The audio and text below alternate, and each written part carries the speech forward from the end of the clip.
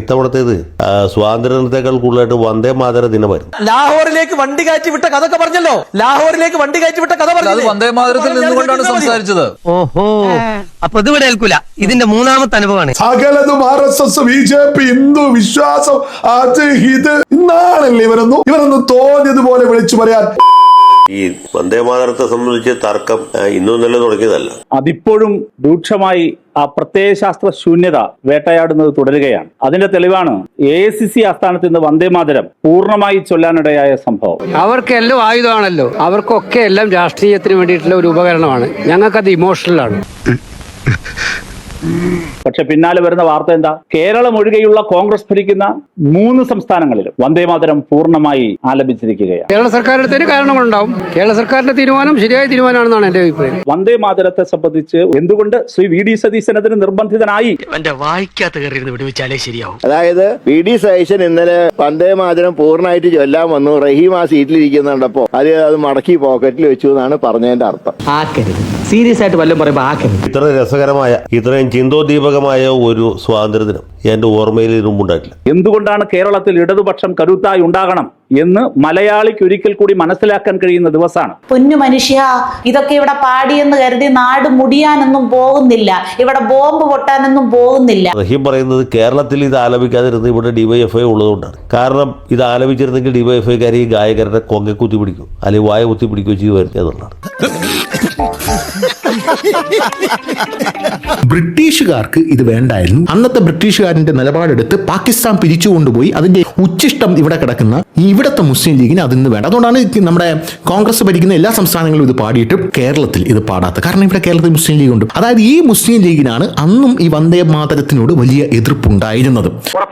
ഒരു സംശയമില്ല. നിങ്ങളുടെ താല്പര്യത്തിനനുസരിച്ച് നിങ്ങളുടെ കേന്ദ്ര ആസ്ഥാനത്ത് ഒരു ഗാനത്തിന്റെ ആലാപനത്തിനെ നിയന്ത്രിക്കാൻ പോലും നിങ്ങൾക്ക് കഴിയുന്നില്ല എങ്കിൽ പിന്നെ നിങ്ങൾ ഈ രാജ്യം എന്ന് ഭരിക്കാനാണ്, എങ്ങനെ ഭരിക്കാനാണ്? എന്നെ കൊണ്ടൊന്ന് പറയിപ്പിക്കേണ്ട വെറുതെ. കോൺഗ്രസ് പ്രത്യയശാസ്ത്ര ശൂന്യതയിലാണ്. ഞങ്ങൾ വന്ദേമാതരത്തെ ബഹുമാനിക്കുന്നവരാണ്. ജനഗണമനയും അതുപോലെ ബഹുമാനിക്കുന്നവരാണ്.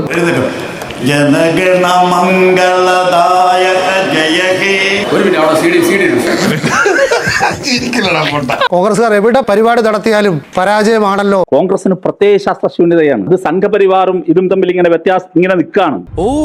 റൂട്ട് അങ്ങോട്ടാണോ? ഏത് നിമിഷവും അതിങ്ങനെ വരാം എന്നതാണ് ഏറ്റവും പ്രധാനം. ഇത് അവിടെ മാത്രമല്ല. നീ ഇത്രല്ലേ കണ്ടോളൂ.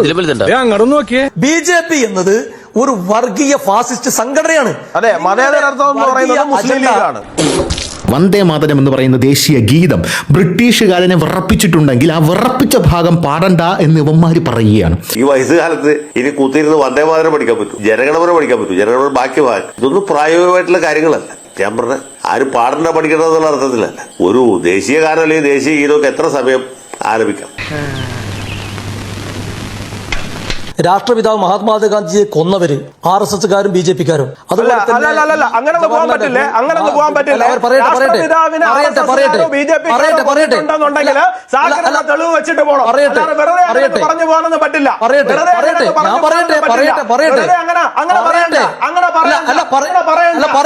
അയ്യോ, അവന് കിട്ടിയതൊന്നും പോരാ. ഇന്ന് അതേ ബ്രിട്ടീഷുകാരുടെ ആസനം നക്കികളായിട്ടുള്ള ചില തെണ്ടികൾ ഇവിടെയുള്ള നമ്മുടെ രാജ്യത്ത് ഇരുന്നു കൊണ്ട് പറയുകയാണ് വന്ദേ മാതരത്തിന്റെ ബാക്കി നിങ്ങൾ പാടണം. അത് നടക്കില്ല.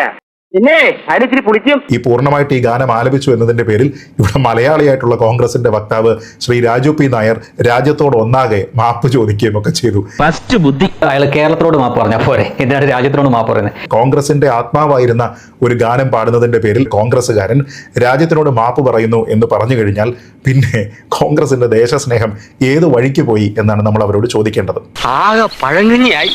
ഇത് ആർക്കെങ്കിലും എതിരാകുന്നോ ഇല്ലയോ എന്നുള്ളത് മാത്രം നമ്മൾ പരിശോധിച്ചാൽ പോരെ. ഏതെങ്കിലും ഒരു മതവിഭാഗത്തിനെതിരാണോ, ഏതെങ്കിലും ഒരു മതവിഭാഗത്തിനെ നേരിട്ട് ആക്രമിക്കുന്നുണ്ടോ, പരോക്ഷമായിട്ട് ആക്രമിക്കുന്നുണ്ടോ? ഒന്നുമില്ലല്ലോ. പിന്നെ എന്താണ് പ്രശ്നം? ഇവന്മാരെ ഞാൻ എങ്ങനെയാ ഒന്ന് പറഞ്ഞു മനസ്സിലാക്കുന്നത്? കേരളത്തിൽ അത് സാധിക്കാതിരിക്കുന്നത് കേരളത്തിൽ ഇടതുപക്ഷത്തിന്റെ കരുത്തുള്ളത് കൊണ്ടാണ്. മണ്ണാങ്കട്ട എന്ത് ബോധമുണ്ട് ഈ റഹീം എന്ന് പറയുന്ന MP സാധനത്തിന്? ഇന്ത്യയുടെ കരുത്ത് ഇടതുപക്ഷമാണ് പോലും. ഈ ഇടതുപക്ഷത്തെ മുഴുവൻ നശിപ്പിച്ചത് റഹീം ഉൾപ്പെടെയുള്ളവർ ആണെന്നുള്ളത് വ്യക്തമായിട്ടറിയാം. എല്ലാവരും കൂടി ചേർന്നല്ലേ ഇതിനെ നശിപ്പിച്ചത്. അപ്പോൾ നിനക്കെന്നെ വിശ്വാസമില്ല. ആയിക്കോട്ടെ. എവിടേക്കാ? കേരളത്തിൽ ഇടതുപക്ഷം കരുത്തില്ലായിരുന്നുവെങ്കിൽ CPM-ന്റെ പ്രത്യയശാസ്ത്രം അങ്ങനെ നിറഞ്ഞ് കവിഞ്ഞ് അങ്ങ് ഒഴുകുകയാണ്. അങ്ങനെ ഒഴുകിയത് കൊണ്ടാണ് കേരളത്തിലെ ജനങ്ങൾ ഇപ്പൊ കൊണ്ടുവന്ന് 35 സീറ്റില് ഒതുക്കിയിരുത്തിയിരിക്കുന്നത്. അതിനും താഴേക്ക് എത്താനുള്ള കരുത്തുകാട്ടൽ തുടർന്നുകൊണ്ടേ ഇരിക്കുകയാണ്. ഒരു മയത്തിനൊക്കെ കാട്ടണേക്ക. ഇങ്ങേരോട് സംസാരിക്കുന്ന നേരം കൊണ്ട് കടപ്പുറത്ത് പോയത് തരണം. ചോദ്യം ചെയ്യാനുള്ള ഒരു ശക്തിയായി ഇടതുപക്ഷം ഇവിടെ ഇല്ലായിരുന്നുവെങ്കിൽ ഇന്ത്യയുടെ ബലം, ഇന്ത്യയുടെ നട്ടെല്ല്, ഇന്ത്യയെ പിടിച്ചു നിർത്തുന്നത് ഇടതുപക്ഷമാണ്. അങ്ങനെ പറഞ്ഞിട്ട് ആ കണ്ണടയുടെ ഒരു കാലിൽ പിടിച്ച് ഒന്ന് കുലുക്കുക കൂടി ചെയ്താൽ പെർഫെക്റ്റ്. MP ഗോവിന്ദന് പകരക്കാരൻ ആര് എന്ന ചോദ്യത്തിന് പിന്നെ വേറെ ഉത്തരമില്ല. ഈ 50-ാം വയസ്സിലും പാർട്ടിയുടെ യുവ സംഘടനയുടെ ദേശീയ തലവനായിരിക്കുന്ന റഹീമിക്ക തന്നെ പ്രസ്ഥാനത്തിന്റെ ഭാവി താത്വിക ആചാര്യൻ.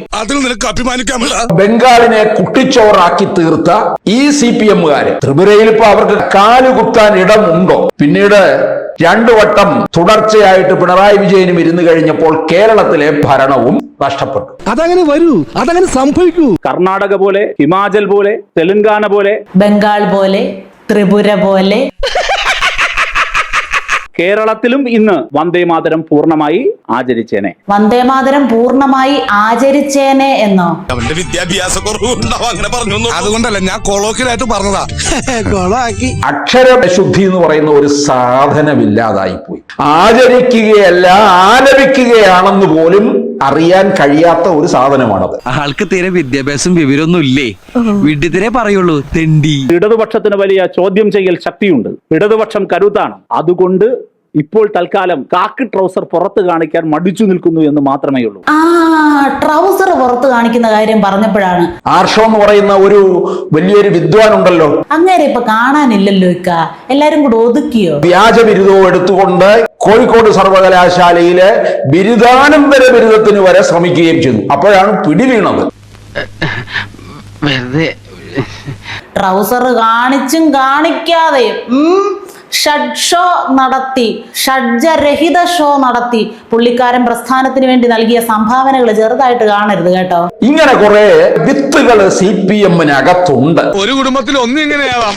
എങ്ങനെയാണോ എല്ലാവരും ഒന്നുപോലായി പോയത്? പാർലമെന്റില് ഈ വിടുവായനും പിന്നെ മറ്റൊരു വിടുവായൻ കൂടി ഉണ്ടല്ലോ, ജോൺ ബ്രിട്ടാസ് എന്ന് പറയുന്ന. ഇതിന്റെ വേറൊരു മറുഭാഗത്തുള്ള ഒരു പ്രകടനമാണ് ജോൺ ബ്രിട്ടാസ് നടത്തിക്കൊണ്ടിരിക്കുന്നത്. ഈ പാർലമെന്റിന് അകത്തും പുറത്തും ഈ വിടുവായനായ ഈ റഹീം ആണെങ്കിൽ ബ്രിട്ടാസ് പാർലമെന്റിന് അകത്ത് കിടന്ന് കുറെ വിടുവായിത്തരം പറഞ്ഞുകൊണ്ടിരിക്കുകയാണ്. നിന്നെ പോലൊരു മരക്കഴുതേ ഞാൻ ഇതുവരെ കണ്ടിട്ടില്ല. 2 വിടുവായന്മാരെ കൊണ്ട് തന്നെ രാജ്യസഭയിൽ മഹാശല്യവുമായി തീർന്നിരിക്കുകയാണ്. ഇവിടെ റഹീമിന് ഇംഗ്ലീഷോ ഹിന്ദിയോ അറിയത്തില്ല, എന്തിനും മലയാളമോ അറിയത്തില്ല. മലയാളത്തിൽ അറിയാവുന്നത് കുറെ തെറിപ്പദങ്ങൾ മാത്രമാണ്. അതിന്റെ പേരിൽ കേസ് വരെ നിൽക്കുന്നുണ്ടെന്നുള്ളത് നമുക്കറിയാവുന്ന കാര്യമാണ്. അങ്ങനെയുള്ള ഇദ്ദേഹം പറയുകയാണ് കോൺഗ്രസിന് പ്രത്യയശാസ്ത്ര ശൂന്യതയാണ്. അങ്ങനെ പറഞ്ഞു കൊടുക്കണം രമണ. എന്തുകൊണ്ടാണ് കേരളത്തിൽ ഇടതുപക്ഷം കരുത്തായി ഉണ്ടാകണം എന്ന് മലയാളിക്ക് ഒരിക്കൽ കൂടി മനസ്സിലാക്കാൻ കഴിയുന്ന ദിവസമാണ്. എന്ത് വിഡ്ഢിത്തമാണ് പറയുന്നത് എന്നുള്ളതാണ് നമ്മൾ ആലോചിച്ചു പോകുന്നത്. കൃത്യമായിട്ട് ചിന്തിച്ച് ഇലക്ഷൻ വോട്ടിങ്ങിലൂടെ മറുപടി തന്ന മലയാളികളോട് തന്നെ ഈ ഡയലോഗ് അടിക്കണം.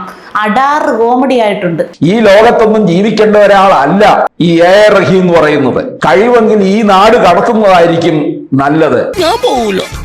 നിന്നോട് പോകാനാ പറഞ്ഞത്. ഞാൻ പോകൂലെന്ന് പറഞ്ഞില്ലേ, പിന്നെ എന്തിനു നിർബന്ധിക്കണം? അതിൽ റഹീമിനെ പോലുള്ള തമാശക്കാരുള്ളതുകൊണ്ടാണ് നമ്മളിങ്ങനെ ബോറടിച്ച് മരിച്ചു പോകാതെ കഴിഞ്ഞു പോകുന്നത്. അടുത്ത കൊല്ലവും ഇതുപോലുള്ള തമാശകളൊക്കെ ഒപ്പിക്കണം. ഇന്ന് ഇവർ ഓരോരുത്തരോടും പ്രത്യേകമായിട്ട് അഭ്യർത്ഥിക്കുകയും ചെയ്യുന്നു.